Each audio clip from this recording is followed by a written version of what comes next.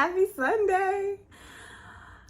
What a beautiful day it is to be alive. How full of gratefulness am I?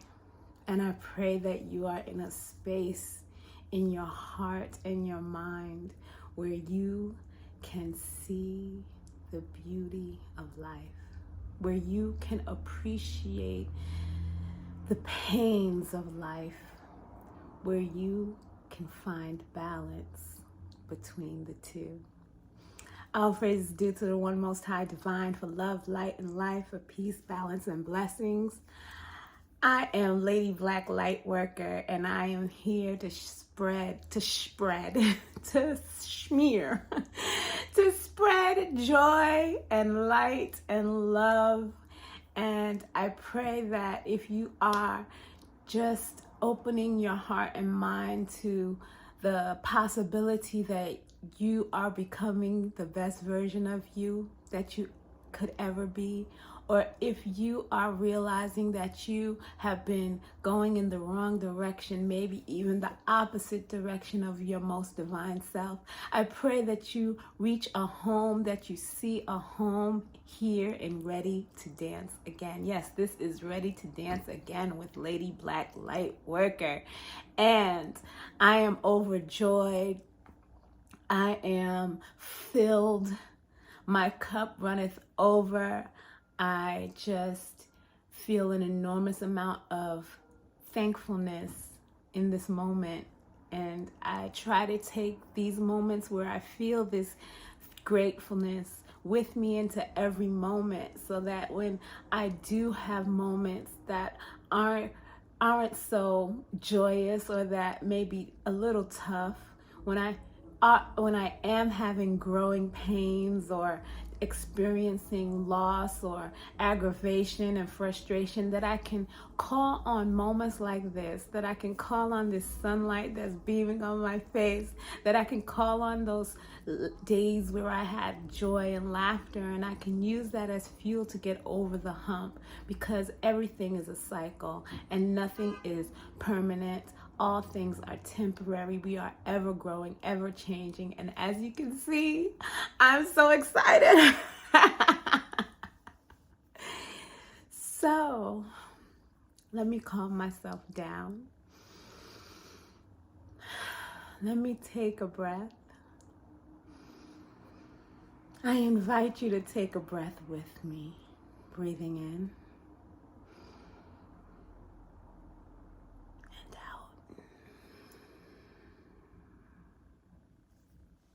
Breathing in and out.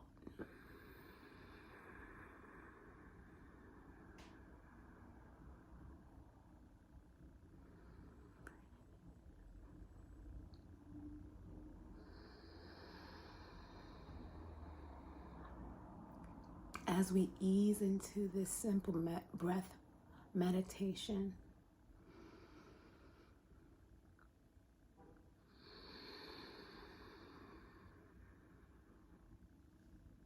I want you to focus on bringing your breath to the center of your being, right in your solar plexus, breathing in.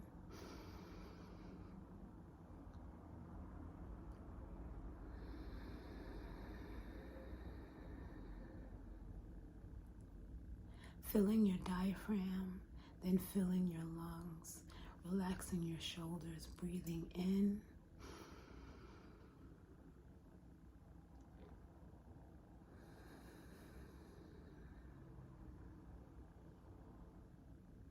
Releasing and letting go of the weak, getting ready for a new strong, breathing in.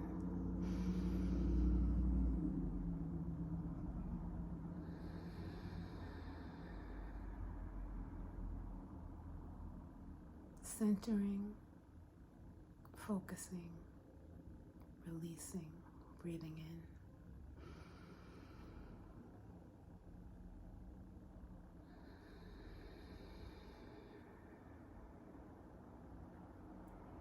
Count to yourself and breathe in on an 8 count. Hold for 8. breathe out on an 8 count and hold for 8. Breathing in.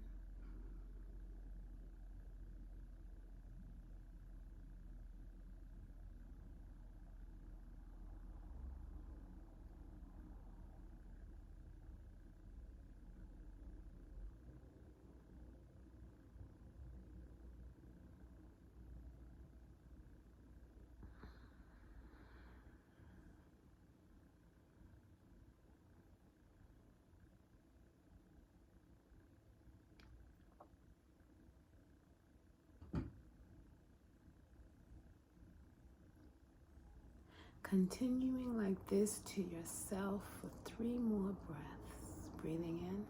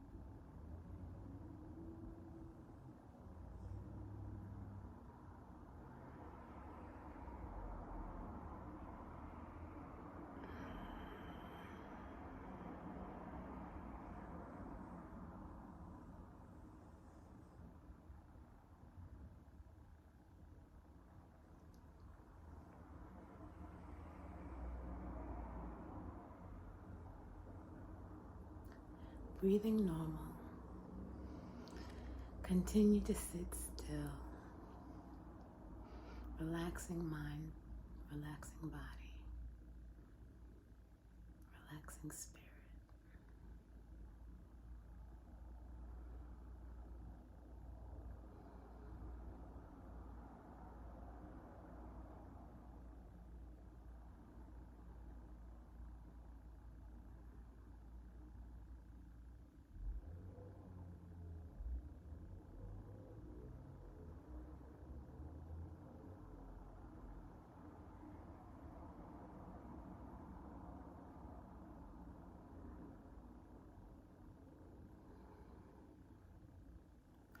And as we slowly come back to the conscious and waking moment,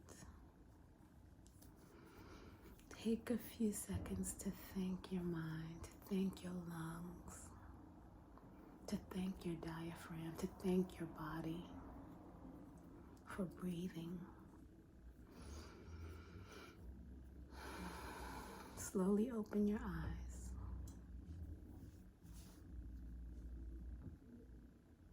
My eyes are watering. The breath is such a precious aspect of life. I read a tweet recently, and I don't remember where it was from, and I can't remember it word for word, but it basically pointed to the fact that aspiration, the word aspiration, is used both for hope and for breathing. And we make the correlation between what we hope for, what we wish for, and sometimes we even hold our breath when we think about it. Oh, I wish I had. Oh, I wish I could. oh wow, I hope that that happens for me, or this happens for me. And it's so interesting that we hold our hopes in our breath, yet we speak our hopes into existence all at the same time. I invite you to breathe your hope, breathe your wishes, breathe your desires every day. Don't hold your breath when you hope or wish or desire something. Breathe it in. I breathe in love. I breathe in prosperity. I breathe in health.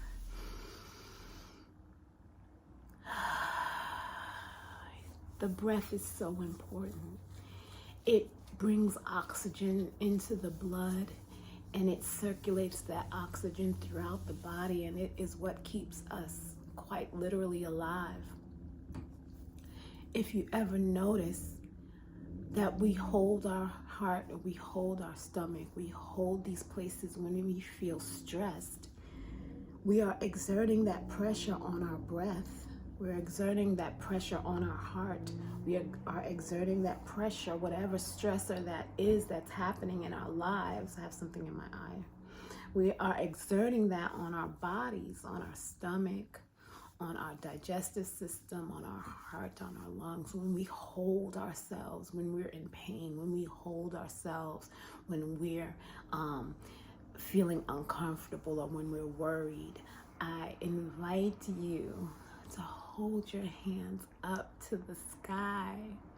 When you feel stressed, when you feel pain, when you feel uncomfortable, hold your hands up to the sky to release it. Release it to the universe. Release it to the Almighty. Release that pain. Release that stress. Don't hold it in your body. Breathe.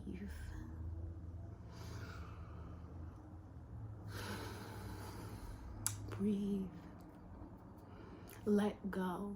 Surrender to the breath of spirit.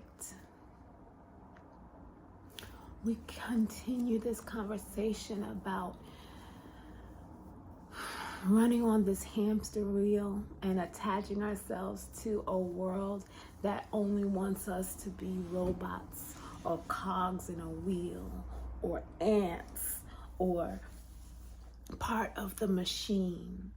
And we live our lives as part of this machine, never realizing or never pursuing what makes us feel like 100% ourselves.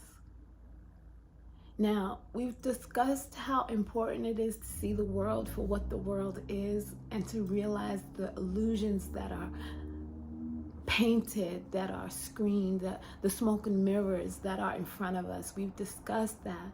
But I want you to know also that there is absolutely nothing wrong with pursuing an accolade, with pursuing something that makes you feel good. What is important is that we don't attach that thing to who we are. We know that it is a temporary, marginal feel good. It is a material feel good, just like the entire, all of existence. Everything is temporary. Acquiring things, acquiring the fancy car, or the name brand shoes, or the award, or the position, or these things are fine, but do they really fulfill you? What really fulfills you? And that's the question that should be on your lips every moment where you feel your ego telling you that you need another thing.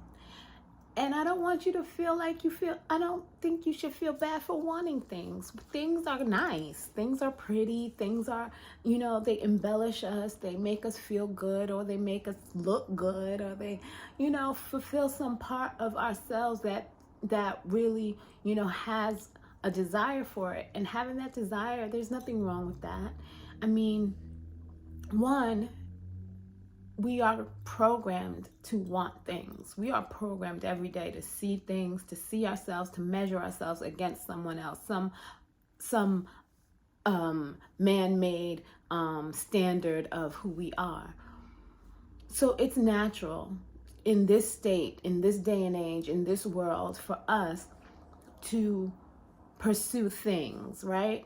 But it's also natural to want to adorn yourself beyond the societies that we live in, beyond the programming. It's natural to want to adorn yourself, to want to feel good about how you look. It's natural to want to embellish on your life. That's a beautiful thing, and we should all take part in that. I do.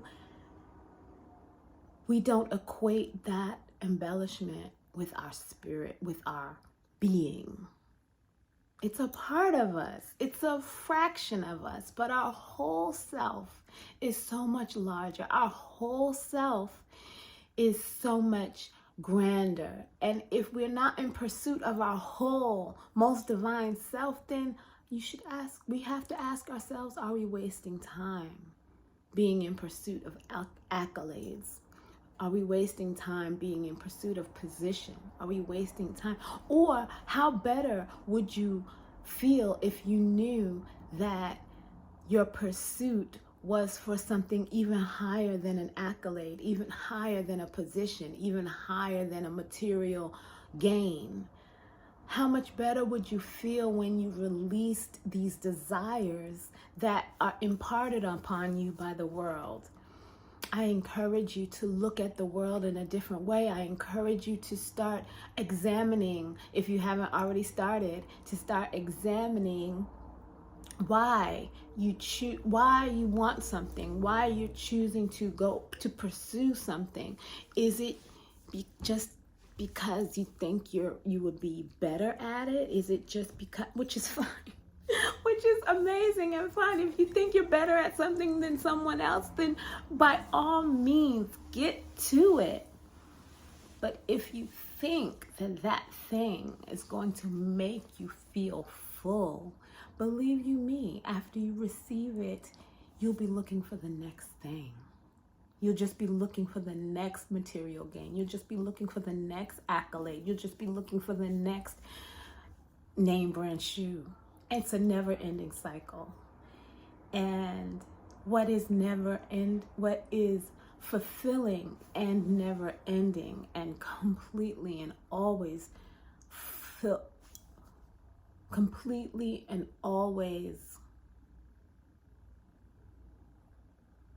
I can't even find the word to say what I mean, but what you will always have is your spirit. What you will always have in this life, the next, and in all the lives that came before this one, you will always have your soul. And that's the part of you that you should pursue. I don't want to say should. I stand in no judgment. But I pray this community starts to pursue the divine within. The most divine you.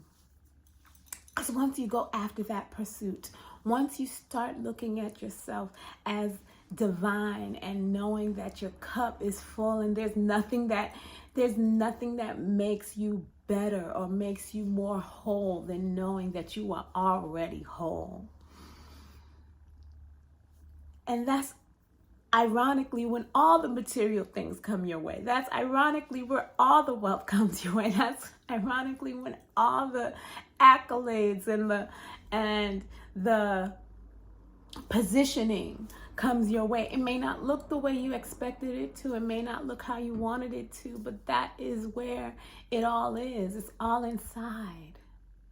It's all inside. The pursuit of this life is inward and outward, so that when you shine your light from the inside, it illuminates outward to the world. And We are material beings. That's just who we are. And there's beauty in that. There's beauty in adorning yourself. There's beauty, there's fun, it's great fun, right? And we're supposed to be joyous and happy.